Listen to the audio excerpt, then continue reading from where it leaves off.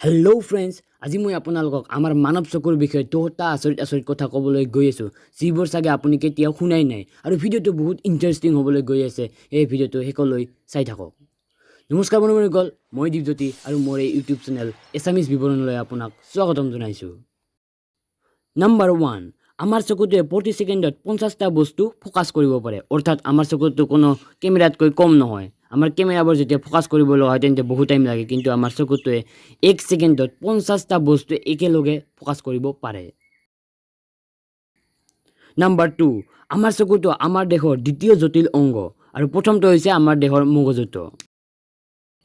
Number 3, আমাৰ চকুটোৱে প্ৰায় 10 million বিভিন্ন ধৰণৰ ৰং দেখা পায়। নাম্বাৰ 4, আপুনি যেতিয়া হাঁচি মাৰে তেতিয়া আপোনাৰ চকুটো অট'মেটিকেলি জাপ খায়। সেইটো আপুনি জাপ মাৰিব নালাগে। আপুনি যদি তথাপিও মোৰ কথাটো বিশ্বাস হোৱা নাই তেন্তে আপুনি এবাৰ চেষ্টা কৰি চাব পাৰে, আৰু কি আপুনি ৰিজাল্ট পায় সেইটো নিশ্চয় কমেণ্ট কৰি জনাব। নাম্বাৰ 5, আমাৰ সকলোৰে কিবা নহয় কিবা ভয় থাকে। যেনেকুৱা কিছুমানে ৰাতি ভয় কৰে, যাক চাইণ্টিষ্টসকলে নাইট্ৰফোবিয়া বুলি কয়। ঠিক তেনেদৰে আমাৰ চকুৰ কিছুমান ভয় থাকে, আৰু এই চকুটোক অমাটাফোবিয়া বুলি কোৱা হয়। নাম্বাৰ 6, আমি জীৱনত যিমানবোৰ বস্তু শিকোঁ, অৰ্থাৎ যিমানবোৰ স্কুলত যাওঁ, কলেজত যাওঁ, অৰ্থাৎ ইউনিভাৰ্চিটি, অৰ্থাৎ যিবোৰ শিকোঁ তাৰে 80% আমি চকুৰে শিকোঁ। নাম্বাৰ 7, আপোনাৰ চকুটোৱে এটা কেণ্ডেলৰ শিখা 1.7 মাইল দূৰৰ পৰাই দেখিবলৈ সক্ষম হয়। এইটো কথা শুনি আপোনালোকৰ নিশ্চয় বিশ্বাস হোৱা নাই, কিন্তু এইটো একেবাৰে সত্য, আৰু এইটো চাইণ্টিফিকেলি প্ৰুফ।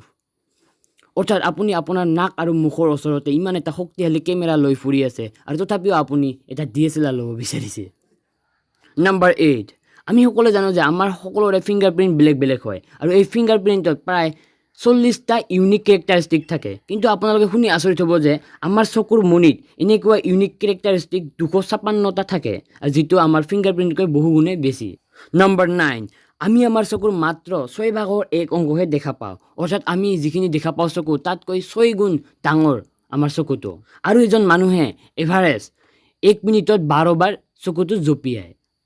নাম্বাৰ 10লৈ যোৱাৰ আগতে আপুনি যদি মোৰ এই চেনেলটো এতিয়ালৈ ছাবস্ক্ৰাইব কৰা নাই তেন্তে ছাবস্ক্ৰাইব কৰি লওক, আৰু কাষত থকা বেলৰ আইকনটো প্ৰেছ কৰি দিয়ক, কাৰণ এনেকুৱা ধৰণৰ মই ইণ্টাৰেষ্টিং আৰু science and technology related video' এই চেনেলটোত আপলোড কৰি থাকোঁ। নাম্বাৰ 10, মানুহৰ চকুৰ যি কৰ্ণিয়া থাকে সেই কৰ্ণিয়া শ্বাৰ্ক মাছৰ কৰ্ণিয়াৰ লগত হুবহু একে। অৰ্থাৎ মোৰ মতে ভৱিষ্যতে যদি আৰু অধিক উন্নত টেকন'লজি ওলায় তেন্তে আমাৰ যি চকুৰ যি চাৰ্জাৰী হয় তাত এই শ্বাৰ্ক মাছৰ কৰ্ণিয়া ব্যৱহৃত হ'ব পাৰে। বন্ধু বান্ধৱীসকল, মোৰ এই ভিডিঅ'টো চাই কেনে পালে নিশ্চয় কমেণ্ট কৰি জনাব।